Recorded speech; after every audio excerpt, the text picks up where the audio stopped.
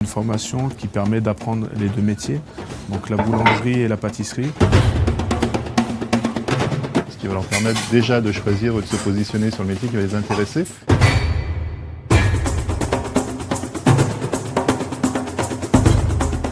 Mais surtout de pouvoir gérer à long terme une entreprise de boulangerie-pâtisserie. Parce que la boulangerie pure n'existe quasiment plus et la pâtisserie pure est en train de disparaître au fur et à mesure au profit des boulangers-pâtissiers.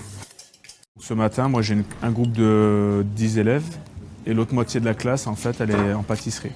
Ils ont 9 fabrications chacun à faire sur 3 catégories différentes, donc ce qu'on appelle la panification. Donc ça, c'est une fabrication essentiellement de pain. Je suis en train de bouler les petits pains, c'est la première mise en forme. Après je les laisse reposer 15 minutes.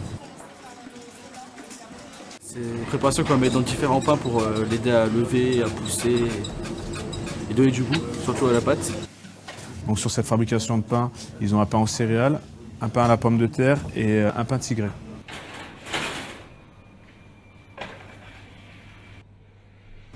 Ensuite, ils ont de la viennoiserie à faire. Donc sur cette viennoiserie, ils ont une série de pains au chocolat.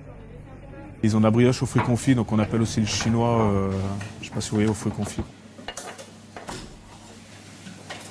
Ils ont une partie traiteur aussi. Ils ont une tourte à la pomme de terre, ils ont une quiche tomate chèvre à faire et ils ont un saucisson brioché. Aujourd'hui, sur le TP de pâtisserie, les élèves réalisent 3 préparations différentes. Un entremets à base de 2 mousses chocolat, des religieuses à base de pâte à choux et des petits fours palais citron avec une crème citron et un appareil à petit four en palais. Donc l'entremet est composé d'un biscuit chocolat pour apprendre à monter des blancs correctement, effectuer différents mélanges de façon correcte pour avoir un biscuit avec une texture bien définie.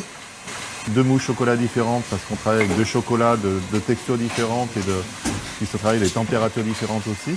Donc acquérir toutes ces techniques de base pour avoir des produits de qualité. Alors pour avoir envie de venir, il faut déjà aimer cuisiner, aimer faire de la pâtisserie. C'est quelque chose qui m'a toujours attirée, puis faire plaisir aux gens par le biais du sucré, c'est quelque chose que j'aime. Et puis avoir un côté artistique aussi, parce qu'on a beaucoup d'éléments de décor qui vont flatter l'œil et déclencher le processus d'achat. Donc il faut réunir toutes ces qualités-là. Après, c'est des métiers dans lesquels il n'y a pas de chômage, parce qu'on peut trouver facilement du travail. C'est des métiers où on évolue constamment. On va inventer, entre guillemets, certains nouveaux mélanges et nouveaux entremets. Donc il y a un travail qui n'est pas routinier.